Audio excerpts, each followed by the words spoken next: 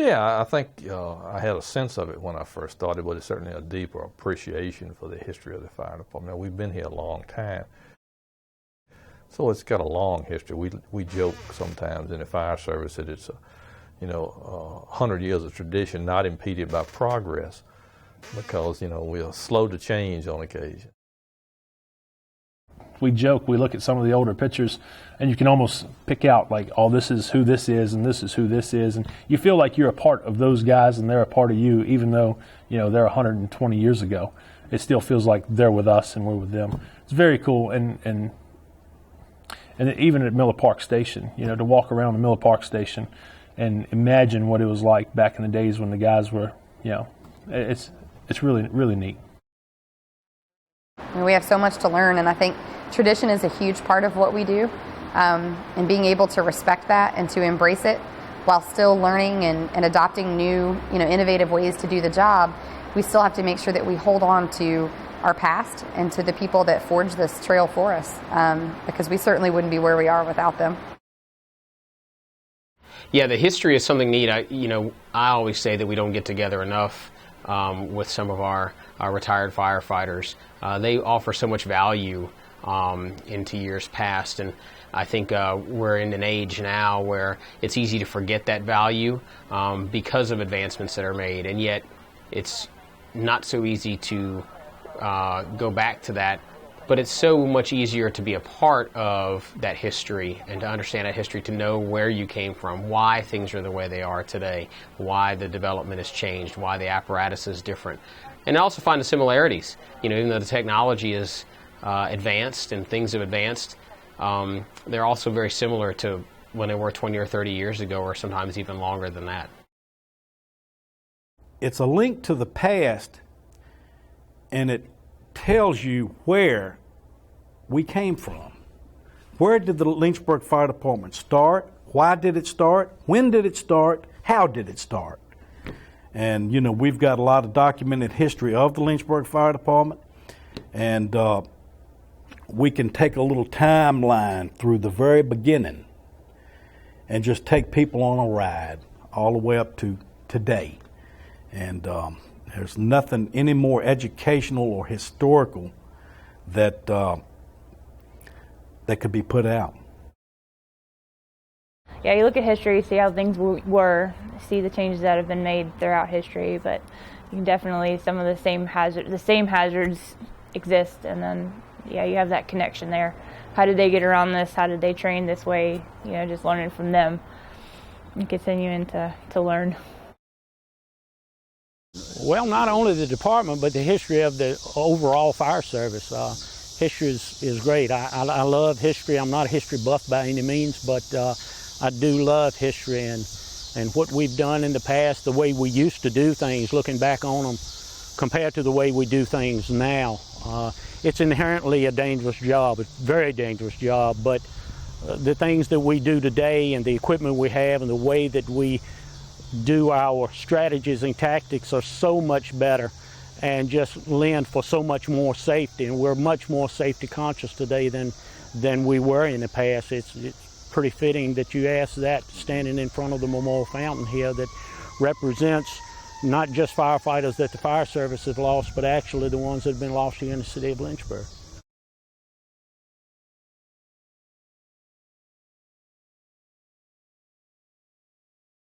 Well, back then, basically it was on the job training. They put you with a captain. I was with a very good captain at the time, Captain Hickenbottom, and they kind of just put you under their wing, and when you go to a fire, they said, stay with me and do what I do. And that was the training. So very little, we're not trained like they are today. They get a lot more training. Seriously, I needed a job at the time. But I had a few friends that were actually working for the fire department at the time, and they inspired me to come on. They were taking an EMT class at the time, and I didn't know what EMT meant or stood for, and it got my curiosity, so I took the class with them just in time. And they were actually getting hired on with the fire department after they took the EMT class, and I was very curious about what the fire department did. I didn't grow up being around firemen, so I was very curious and interested in their job and their responsibilities and their duties. And so I inquired about it, went through the process. I failed the first time around, not being prepared for it. And the second time I took it a little bit more seriously, got hired, and the rest is history. Actually, as a matter of fact, my father was involved in the local volunteer fire department out in Amherst County, which was established. He was actually one of the founding members back in 1977. And just growing up, hanging with my dad and going to the volunteer fire station, and it just become an interest of mine, and it stuck with me as I progressed in age.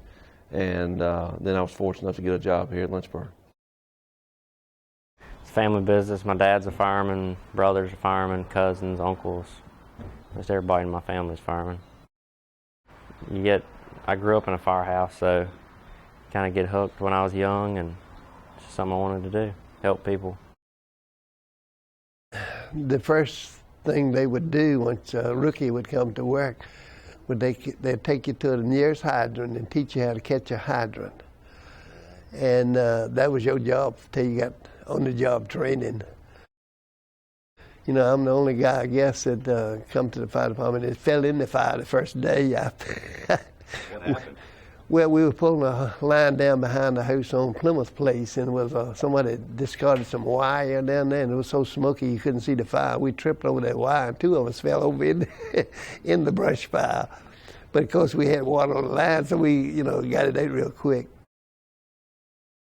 My recruit school in 1990 consisted of coming to fire administration around 8:30 that morning to do the paperwork, going around to, I think I went to Station 2 to find some uniforms that would fit, and old Station 4 to find some turnout gear that would fit. In between, went to lunch, did some paperwork, got issued my badge, and by I think 3 or 4 o'clock that evening was upstairs riding Medic 1, and that was my recruit school.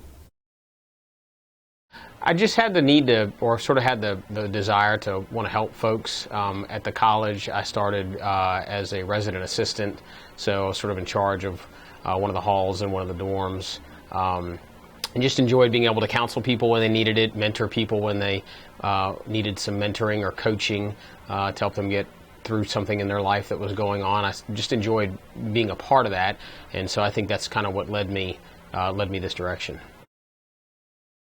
I had different opportunities before I joined the fire service to do different things, but I didn't feel that those things would really make a difference in the grand scheme of things, at least for me. I wouldn't have, I guess, been fulfilled by doing anything different than what I'm doing now, at least helping people in some capacity. I have to say it was a God-given calling because, like I said, when I was in the military, I could have stayed in there, but something led me to come back here. What it was, I don't know, other than God's choice. So I've come back here, and 22 years later, I get to retire in 6 years. Not that I'm counting, but I get to retire at the age 50 and still get to enjoy life and all the benefits.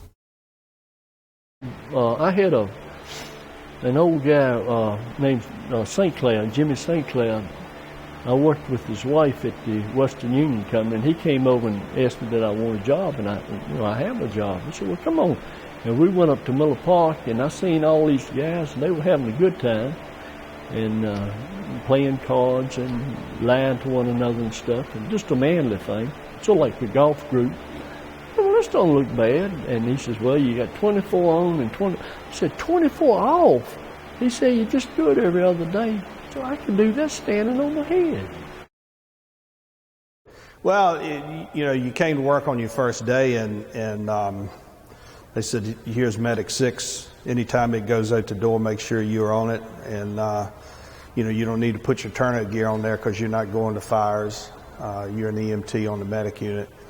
And the fire training was pretty much in the station each day, and then what you went out and got on your own, like going to bigger fire schools around Virginia and wherever. But there was no recruit academy, so a person coming in the station that had no previous fire experience, they were just trying to learn everything they could right away because they didn't know the difference in hose sizes or how to put on turnout gear or breathing apparatus or any of that. So I can imagine it would be a challenge for somebody that had never done any of that before. I didn't know until my friends got me to join the volunteer fire department in Rustburg in 1982, and as soon as I started, I had the bug. Actually going out and helping people and doing things with my hands, actual skills, and putting my hands on things and helping people. When I got out of the Air Force in '71, I applied for the fire department, but there weren't any openings at the time. The jobs were scarce around here because everybody was coming back from Vietnam thing at one time, and I eventually got a job with the police department. I worked with the police department and the sheriff's department before I got here, and I really came on board when the fire department took over the EMS part of the city. But prior to the fire department getting it, it had been handled by a volunteer life-saving crew and a private ambulance service. So once the city took that over and it was placed in the fire department, of course I became marketable at that point. So our family got on, which had been my dream.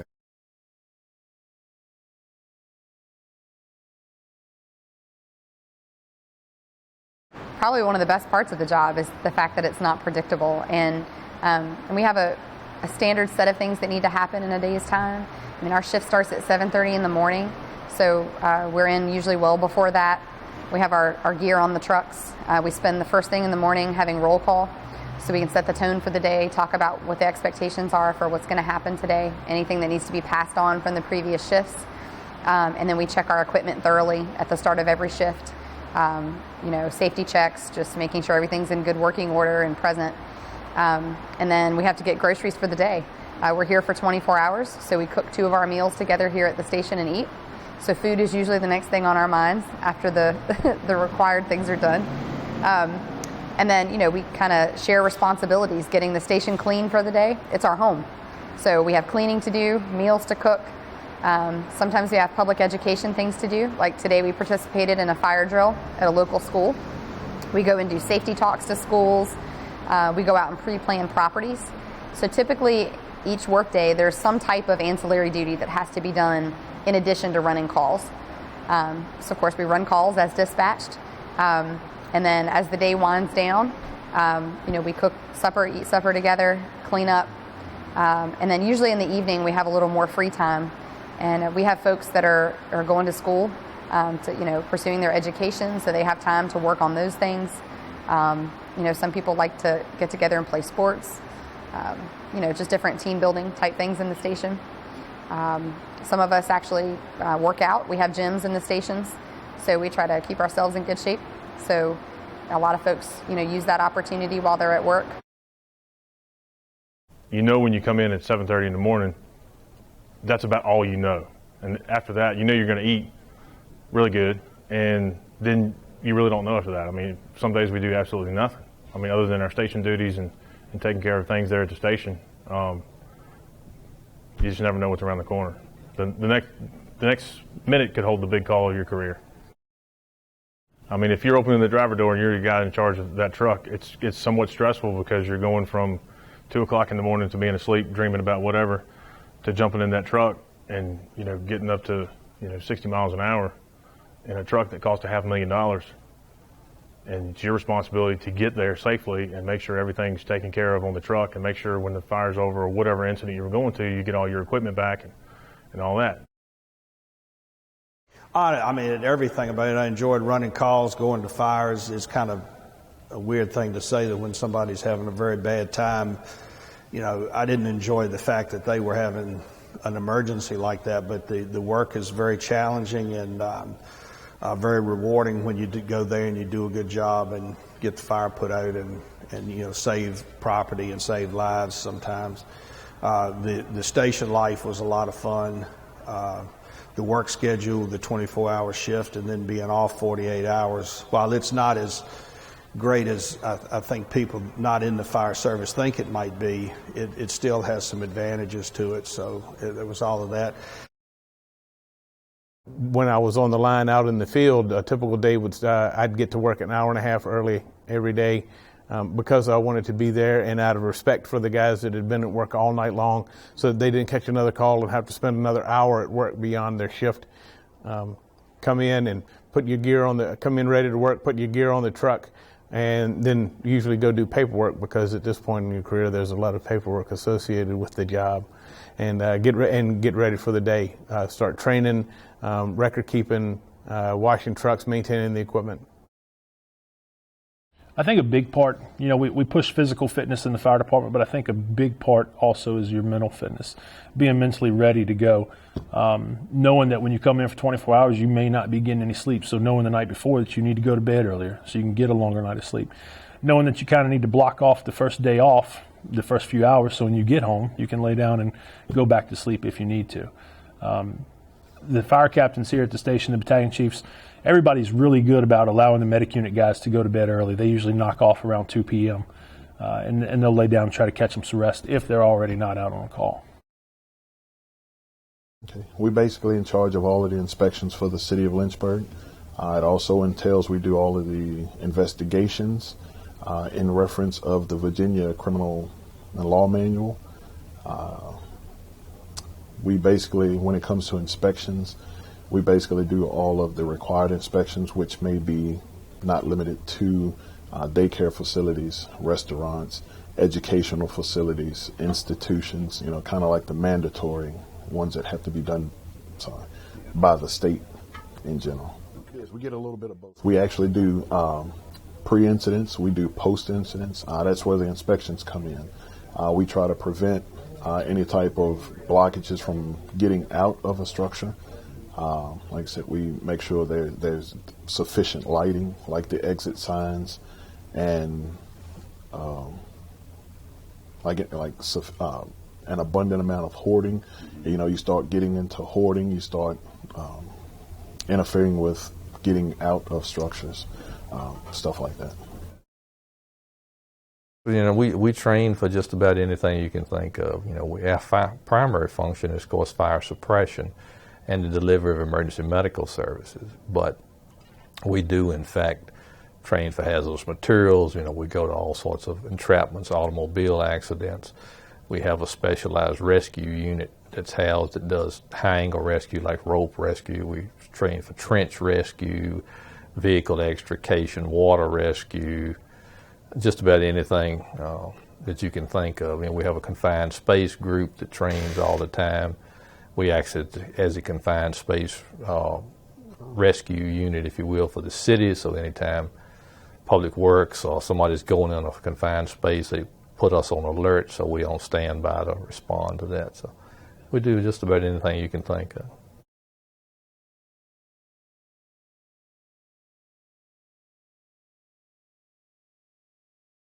Probably when we rescued the girl off of Trussell over Riverside Park, that's the call that always stand out to me.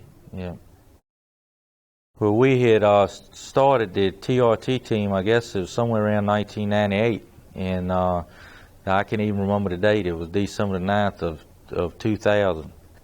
It's when the incident happened, and all the training we had trained and went to rope classes and technical rescue schools and everything. And that night, two of the students lost their lives, and we were able to save one of the girls that actually had jumped from a trestle and landed on a cross member that there was an old trestle that ran beside it. And it was 4 or 5 of us. We actually crawled, I think it was 392 feet under the train out to the location where she was at, because the train had stopped on the trestle, so we couldn't move the train.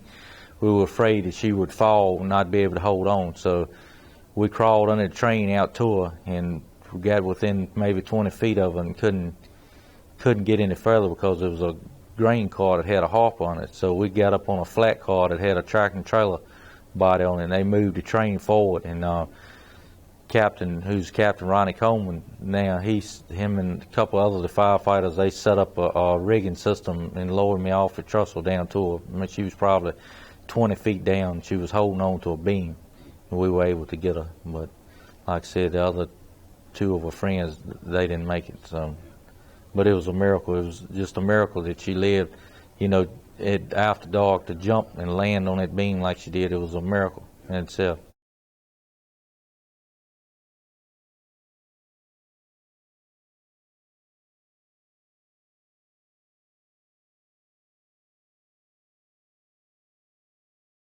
And my fire department life, and others too, changed greatly after that fire with the 2 guys that got killed. Those 2 boys would have gone anywhere and did go anywhere. You know, just danger meant nothing. And it wasn't to show off. And, you know, they never boasted or bragged, oh, I can do this or that. They just did it. And I was thought for a long time, you know, this is the best we've got. And there they are at the bottom of the pile of bricks. Total shock, and shock for a right good while. It was, I remember the real old guys, we had a couple got killed in the 60s, different circumstances, but nothing as traumatic as this, where, see, we had, when I was on that ladder, I think we were the 5th engine company down there, and eventually everybody was. So the whole department was there when it happened. I'll always remember toward the end of my career the fire call there on Sheffield when basically we responded. In fact, we got there and we lost a man and his wife and 3 children. And I think that was, it always sticks in my mind now, you know, that was probably the worst call ever. You know, 5 fatalities and kids, that's always tough. I said, you know, when I first went to the fire department, we got a call to a horse barn on fire across the railroad track over there on Florida Avenue where the Chapstick's at. And I said, well, the horse barn was across the spur line. Then 1 train a day ran on it. And you always train as a firefighter, you don't lay hose across the track, you dig a hole underneath the track. And the captain decided that the barn was going to burn up if we took time to dig under the track. And so we pulled the 2 lines across the track. And we had hardly got the water on the fire, and here come the train with both hands up. And he cut the lines in 2. And we had to recover from that. And the barn burned up, after that. But I said, that's what's wrong with railroad. I remember coming in on Christmas morning in '96. The phone rang at home, and the kids were getting up to open up Christmas presents, and I got a phone call to report to number 7, Lucan's fire, and then we went down there and stayed on Christmas Day till 5 o'clock in the evening. But that's the firefighter's life. You don't know. You come in to work, you don't know. Sometimes I hope we don't have anything today, and all of a sudden, boom, run. But, there are obviously things that stand out in my mind that can never be erased from my memory. As far as the suppression side and EMS, we talk about the Lucan's fire. I was working that night. That was a huge deal.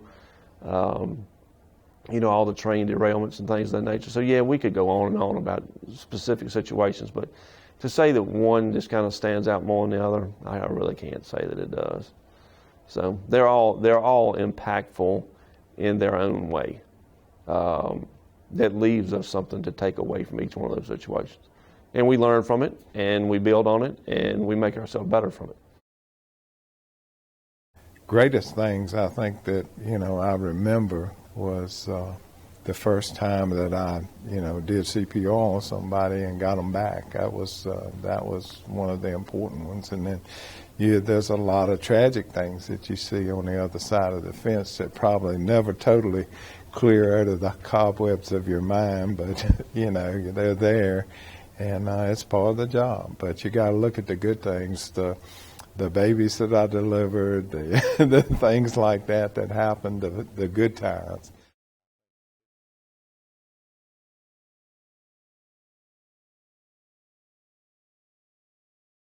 The older fire engines, like I say, they were straight drive transmissions and very, very challenging to drive, especially on the hills in Lynchburg. And what we have now, the power of the engines and the pumps are now computerized and that sort of thing. I mean, that's come a long way from what we had before. So it's a lot. We were talking about a minute ago about staying here 20, 25 years. I see a lot more turnover now than when I came here. It's a lot of the guys, they don't stay here like they did before. You know, and I see a lot of progression in the equipment that we have and the training that we have. And I give you an example, the fire equipment and the EMS equipment we have is 100 times better than the equipment that we had when I came here. And the EMS side of it also, the advancements that the ALS providers can do. I mean, it's amazing. It amazes me that the stuff that the ALS providers, the care that they give to the patients is just unbelievable. I mean, it's gone from, you know, a lot of times we spend more time on the scene, but they can do a lot of the same things that they can do in the hospital and more right there on the scene. So absolutely. And at the fire department anyway, you know, outside of just with the city, how the city's growing, our fire department, you look across the state of Virginia, there's nobody that matches the equipment that we have here in the city of Lynchburg. We have the best fire trucks there are out there. We have the best equipment that money can buy. Your larger cities don't even have that. And we're very fortunate here. And I mean, it makes it that much more a great place to work.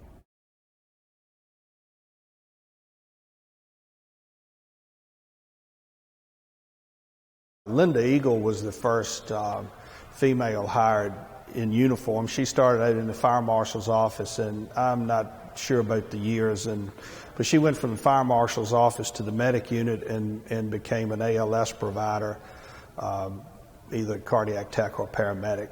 And then she did that for years. She was assigned to the medic unit when I was at Station 3 from 83 to 88. And then during that period of time, Nanette Heath was hired, and she was on the medic unit for some length of time. But when she had the opportunity to transfer off the medic unit, she did. So she became technically the first female firefighter on the shift.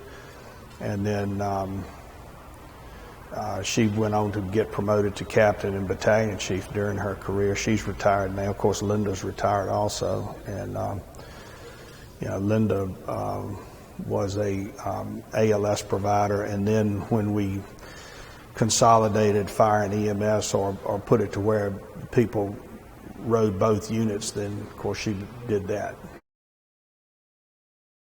It wasn't you know, I've had females at the station with us before. You know, it was a change, but it wasn't that great of a change. You know, we had some funny stories back then, you know, and I know one was coming to work, I can't think, at Muller Park one time, and she just had come in to work, and somebody, bell hit or something, and somebody went out there, and where she had done disrobed, you know, not in front of it, but disrobed and everything, somebody said, things sure have changed around here.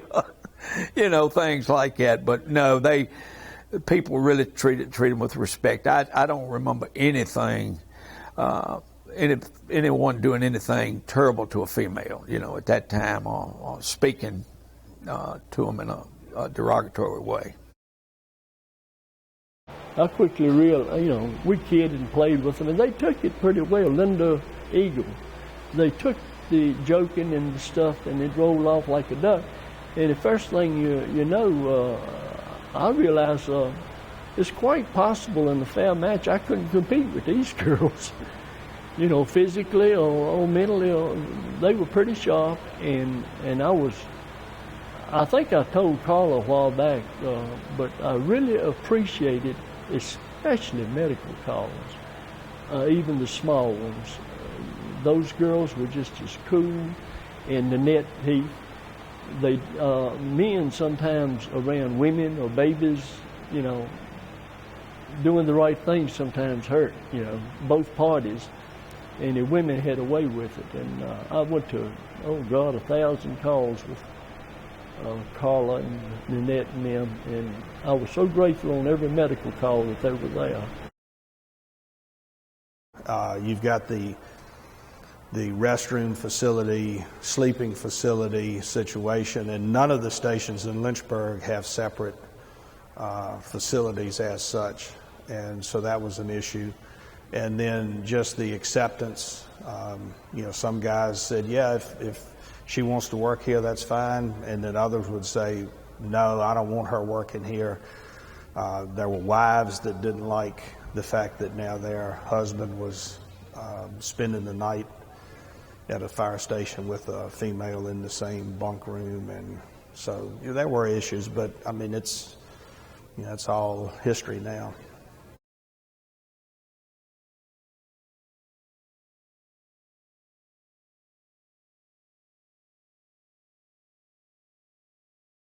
I can guarantee you that 95% of us in the fire department did not at all like this idea of doing ambulances. You know, we had a life-saving crew here in town, and I think there were 4 men that I know that worked for the fire department, and they really thrived on, you know, doing ambulance calls and bandaging and taping and stuff back then, and they taught us CPR and stuff. But the real firemen, when they come in and said we had to all be EMTs, we were so grateful when they invented that grandfather clause, you know, where we didn't have to answer questions right, exactly. And I'm sure that a bunch of them guys wouldn't have got the right answer. I think probably the most significant change I've seen is our training level, the equipment that we have. We have some of the finest equipment that money can buy and that the city can provide for us. So we always had good equipment, but the big change, I guess, is the level of the equipment, the type of equipment that we have, and just the way we deliver services is totally different than what it used to be. Much better. Oh yeah, much more efficient, much better. A lot of it's driven by technology, which is a good thing.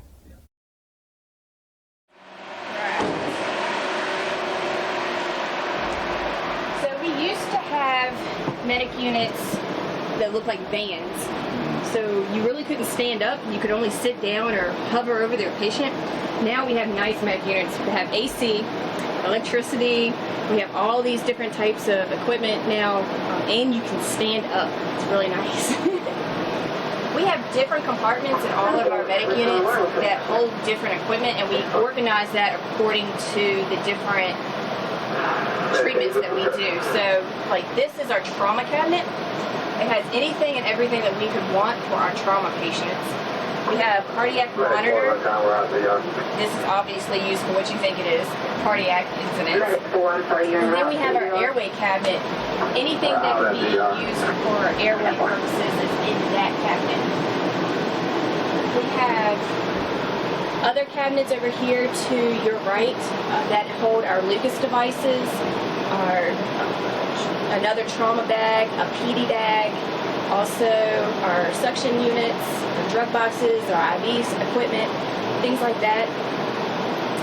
And we're very lucky that we have things like this now where we can do so much for our patients inside the medic unit, whereas it wasn't that long ago we weren't allowed to because we didn't have the room or we didn't have the equipment to do that.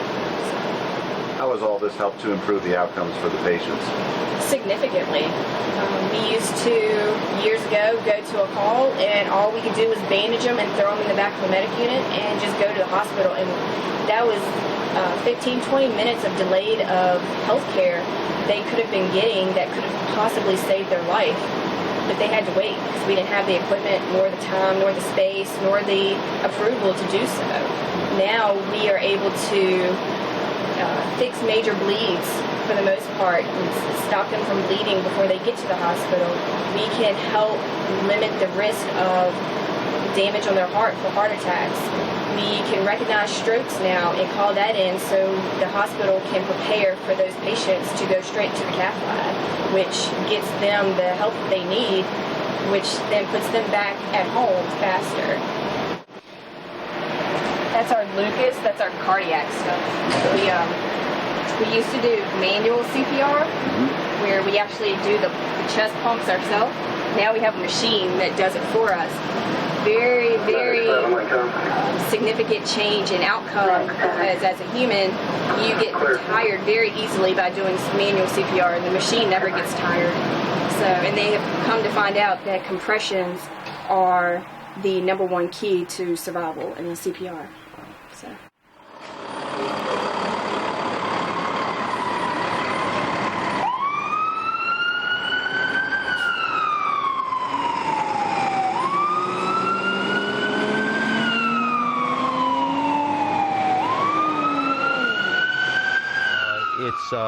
It's pretty humbling, especially when you talk to retirees and hear their sacrifices and their stories and things that, you know, along the way, you know, maybe I say we didn't have enclosed cabs when I first started here. Well, I wasn't hanging off the back of the engine like a lot of those guys were.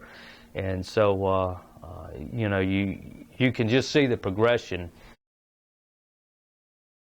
Oh, yeah, things have changed quite a bit. I can remember my first paycheck and how excited I was, and how much different that's changed now, and you know, the way technology has changed us, the way costs have changed us, and the economy has changed us. So yeah, there's a lot of things that have changed over the years. The one thing that's remained steadfast for me is that, you know, our greatest asset continues to be our people and the community that we serve, and I think that's what's most important.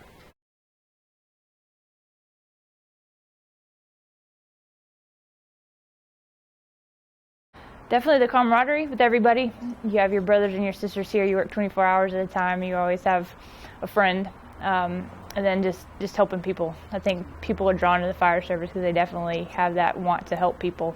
And then the type of work we do is just, it's always different. Well, it's definitely like a family. I have 7 brothers here at the station.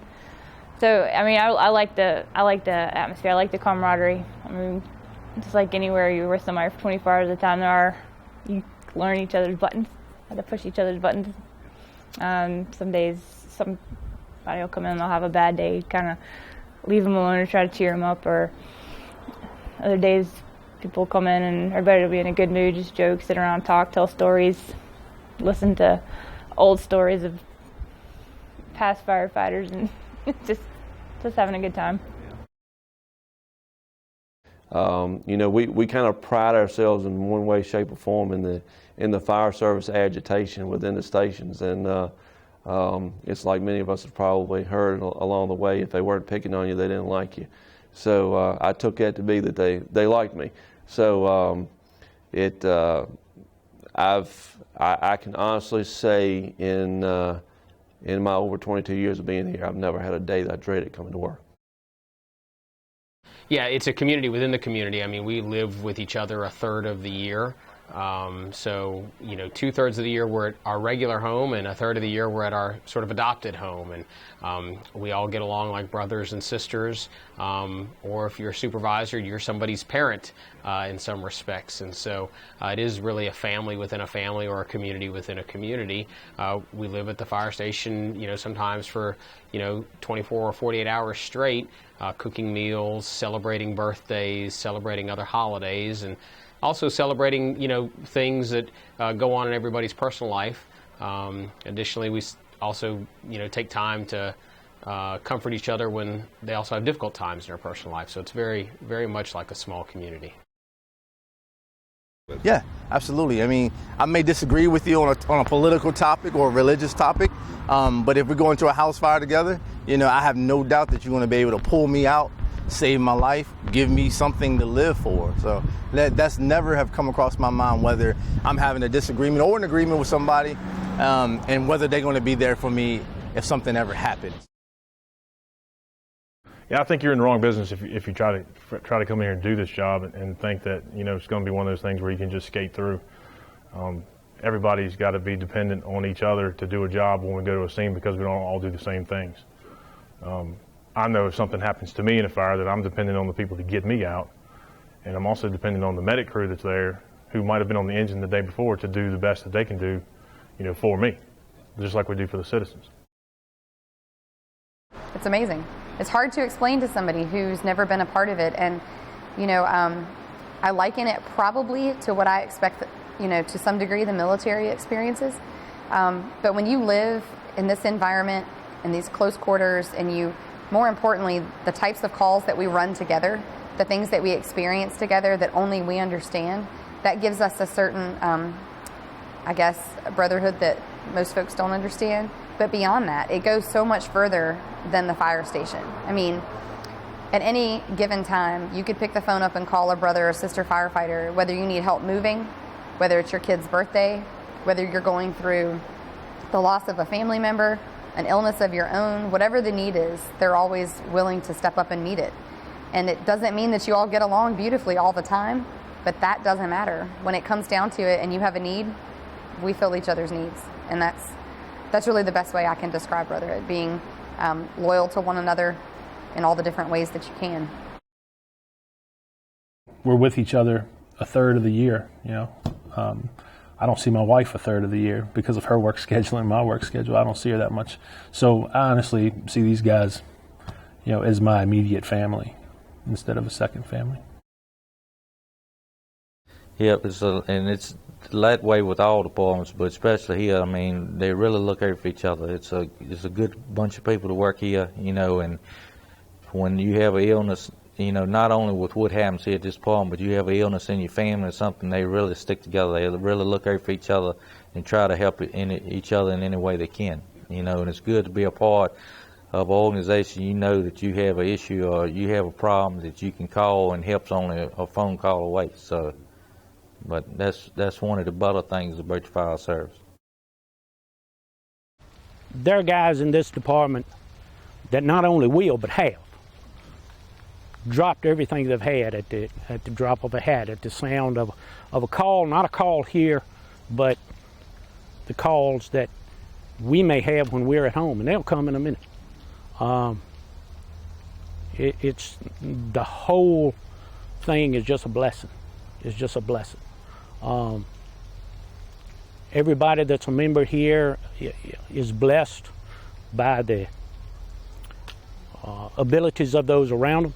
They're blessed by the love that is shared from those around them, and there is a love for each other, even during those times of disagreements and squabbles and going right back. It's a family. It's a family. We can fuss and we can fight, but we still care about each other. We still love each other, and we have a big dedication to each other. I don't know, and I've heard it said many times that once you reach the level of a supervisor, your co-workers and those that work for you can't be your best friend. In this job, they better be your best friend, because your life is riding on it. If I'm inside of a structure that's on fire, or if I'm inside being confronted by someone that's trying to do me harm, I want my best friend standing in the front yard, because they won't hesitate to come in that front door to help me, and they don't.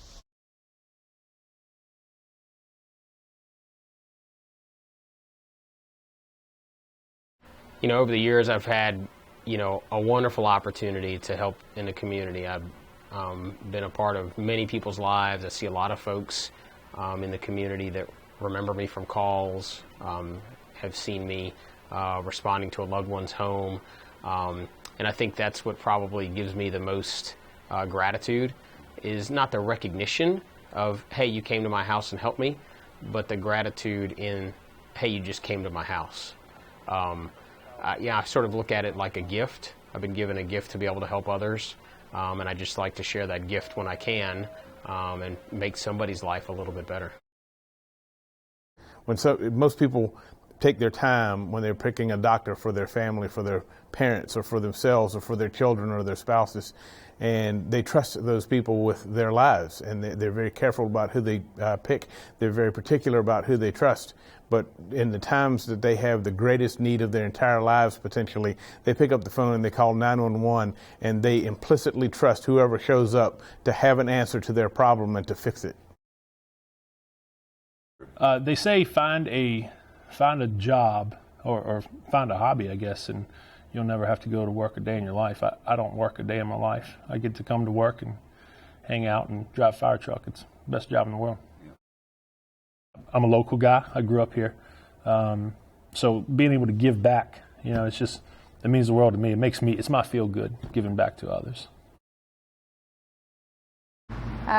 Service, I think. I think, You know, my personal belief system is we're here to serve others, and this is just another layer to being able to do that for other people. And then once I actually got hired on the department, an added bonus that I really didn't expect was just the people I work with, the camaraderie and the family that we have here. I guess the way I can explain it best is it's really a passion. It's living out your passion, and it's not just a job. I mean, don't get me wrong, there's some days that are a lot of work. Some days you earn the pay, you know, and it's not all fun and games, but the other times certainly make up for that and balance it out. And you know, if it's what you are passionate about, then it is different than just showing up to work and punching a clock. And you get reward out of whatever your day brings. And I think that's really what separates it. It's more of a realization of where your heart is and where your desires are. I don't think many of us have this little voice inside of us saying, you know, you should be a firefighter, you should be a paramedic. But it's through experiences and times of knowing I really enjoy helping people. I feel the best when I'm out there doing good for other people.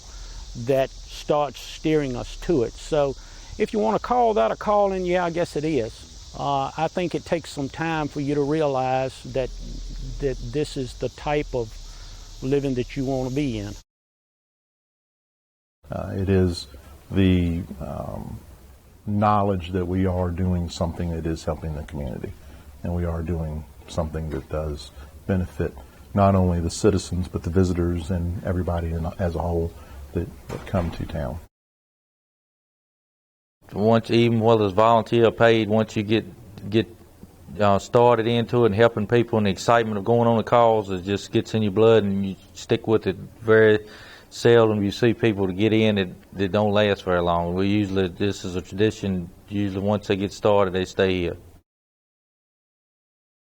I think we did, you know, we served the community well. I think it's, you know, it's a lot of teasing used to go on years ago, but, you know, I used to tell people, you know, it's not, you know, it's just like when I was in the military, you know, it's pretty nice, but when you're in a combat zone, you know, when they call you for combat, then you earn your pay real well, you know. Yes, you can sit around the fire station, you know, and people say, you're getting paid sitting around playing cards, but they don't realize when you go to a fire call that you could, you know, you might not come. I've been with several of them that didn't come back home. But one thing is clear since 1883, when the organization was found, there's just been a tremendous amount of sacrifice on behalf of all the people that work here, but also their families. And you know, you find that like in events like the derecho, when you know you have to leave, and maybe you have some damage at your house, you have to leave to go serve the larger community, and you know, the families are the ones that are left picking up the pieces there oftentimes. And yeah, you know, we try to stress to our guys all the time, you're not just representing the fire department, you're maybe the point of contact with the citizen for the city.